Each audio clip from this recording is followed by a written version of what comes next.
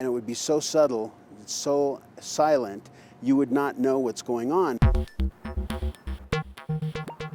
With an EMP device, you wouldn't hear any noise, so it would just be a click.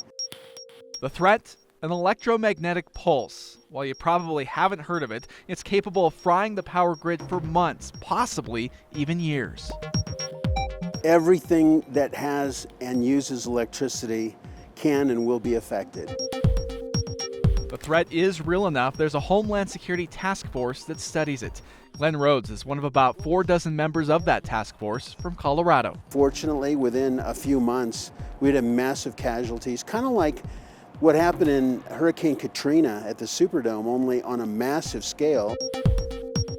So what would happen if the grid were to be knocked out for weeks or even months? Well, the first big impact would be in your refrigerator. Your food would start to rot once the lights went out.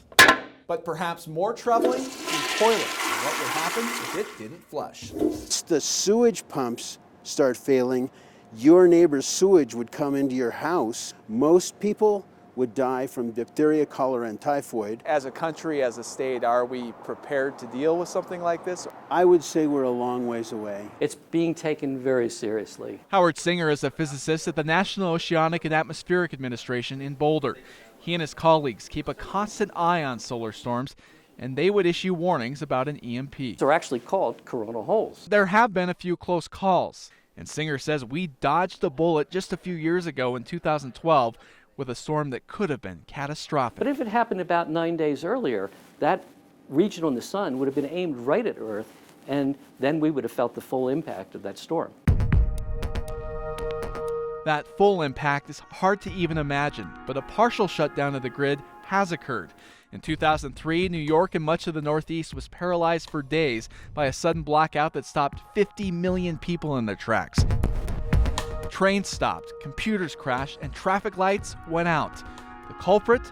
Overloaded transmission lines that brushed up against some foliage. This is going to be an interesting lesson for our country, and we'll have to respond to it. But 13 years later, few cities or states have done anything. We shouldn't just fall apart at the seams. Colorado Springs is one of the exceptions. This is obviously not an easy thing to move forward because it's not a sexy subject. El Paso County Commissioner Peggy Littleton has created a network of communication hubs where people could gather if the grid shut down.